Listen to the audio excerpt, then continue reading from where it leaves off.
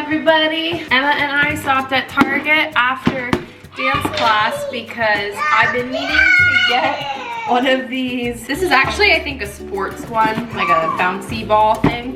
But I need it for helping this baby get in the right position. It's for sitting. It is for sitting. Yeah, I can play with it up. I told Emma she could play with it too, and she's excited. I told you guys the other day that I thought that baby girl was in the head down position because of the place that I was feeling the hiccups. I was wrong. She is still breech, which is not a fun thing to find out, but I am going to try my best to flip this baby. Oh, it's purple. It's gonna be a pain to blow up, isn't it? Oh gosh. All right, let's see how hard this is.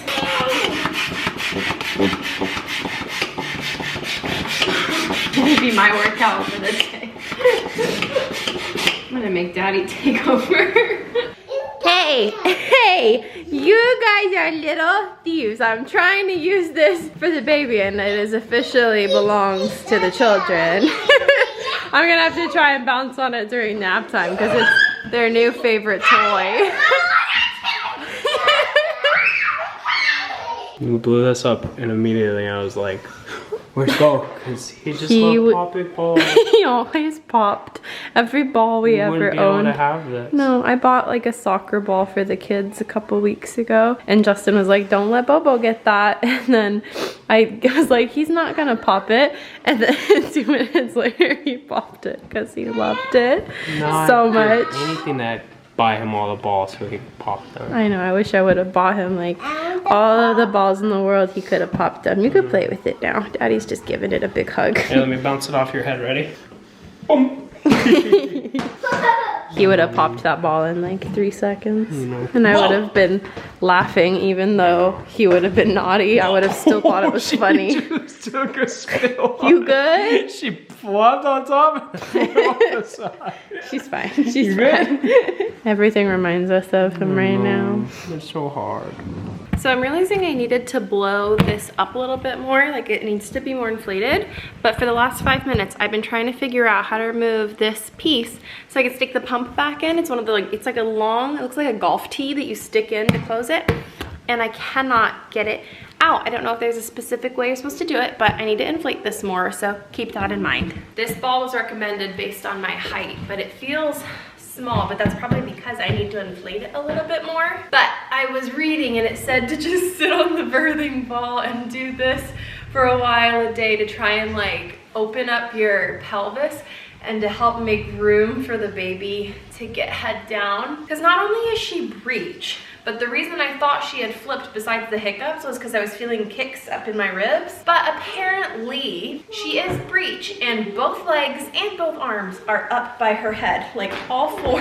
That's probably not safe. They're all up by her head. So I don't know how to get her to flip, but I have about 6 to 8 weeks to try and get it to happen before delivery. I mean, I've heard they can flip right before delivery, but they run out of room, so it's not as easy. So we're gonna be working on this multiple times a day now and see if we can get her to flip. I am 30 weeks today. We had a couple friends drop off some gifts for Bobo this week, which I thought was so sweet. My friend Beth got this like rainbow bridge art piece, and then my other friend Lily, she did this in, I think probably Procreate made this image of Bobo. We did decide to cremate him, and we're gonna get a box back whenever that happens in the next week or two where we can put his picture in. So this I think is gonna be like Bobo's special shelf. And this morning while I took Emma to dance class, Bo's vet that we took him to, so like I said, their regular vet that we usually go to, couldn't see him for like a month, but the vet we took him to last week on Monday called me again. And I think it was better that I talked to her today. I was in a much better headspace to hear what she had to say than I was the other day and ask more questions that I didn't ask the last time we were on the phone. So I don't know if you guys remember, but I had mentioned that on Monday night last week, they had tried to call me, but they had the wrong number. I'm assuming that they just messed it up in their system. I'm not really sure, but they left a voicemail at the wrong number. And I didn't get to talk to her about that voicemail because I had just talked to the person at the front desk the next morning when I was trying to get him in. So he had no idea. He wasn't like a veterinarian. He was just the front desk person. So she was able to explain that voicemail a little bit more to me on the phone today, which helped a little bit. Basically, his blood work on Monday showed that his white blood cell count was high and that he also had some new young red blood cells. Obviously, all of his fungal serology and respiratory tests came back negative for everything. So her first next thought was cancer. And the reason she got to that is because of the high white blood cell count and the new young red blood cells. She said it indicated there was some sort of bleed going on internally. Her guess was it was originating in his spleen, and that's what she was wanting me to come back in on Tuesday, but he didn't make it. So what she is guessing happened is somehow he got cancer of the spleen that caused it to bleed, and it metastasized and went to the lungs. She doesn't think that the lung cancer actually killed him. She thinks that the cancer of the spleen that caused the bleed, the internal bleed, is what ended up making him not make it. So obviously my first question to her on the phone today was like, is this something environmental that he could have picked up in the backyard? Because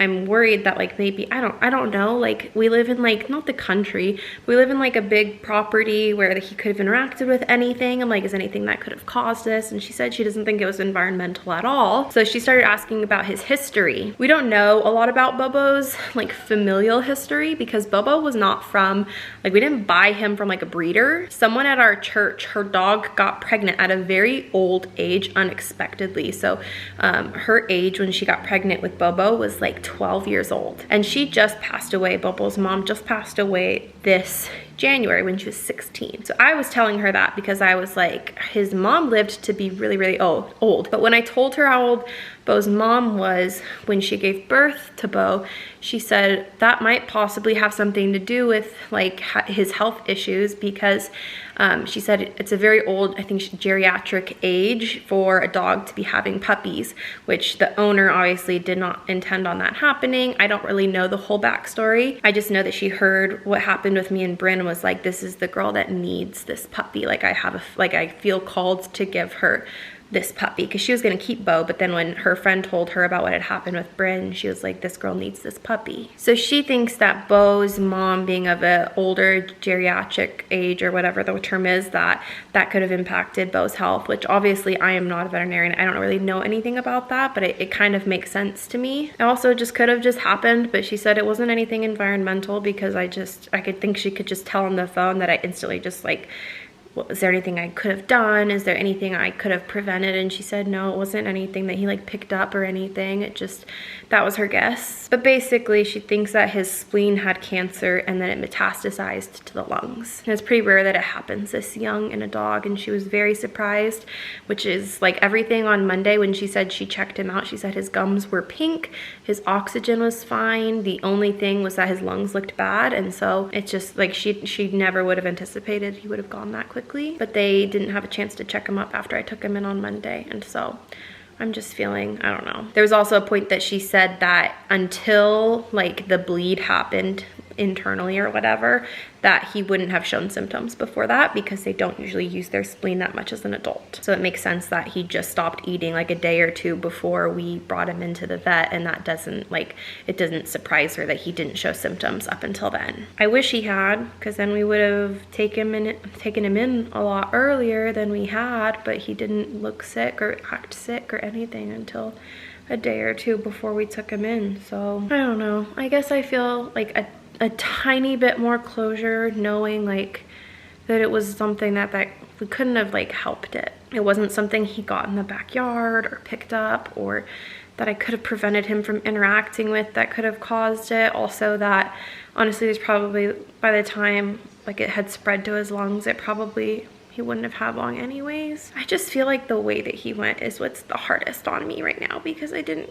get to say goodbye, and that's the hardest part. But I'm taking it one day at a time. It's probably the last update I'll have on everything though, because that's as much of answers as we're going to get. I was a little bit bummed we did not get offered like the ability to do an autopsy on him, which I think it's called a necroscopy or something like that. Someone had asked. That wasn't offered to us at the emergency vet clinic, and I probably would have taken it if it had been, but also I know that those don't always provide answers, so I don't know if they would have recommended it or not, and maybe that's why they didn't offer it. I was pretty confident we were going to be getting answers from the fungal test at the time as well, but it stinks that we won't ever really truly know, and I wish I could have done that, but it's too late now. I'm just so thankful for you guys, this community, because I just don't feel alone knowing like how many of you guys have gone through something similar, and just the support, like it's unreal. Like you guys are the best. And this month in general, like I officially hate the month of May. The month of May is my least favorite month, I think, in the year. But I'm gonna go cuddle with my babies and just try and rest. It makes me feel better kind of like talking about it, because I feel like I have an outlet to vent. I love you guys, and we will talk to you again soon.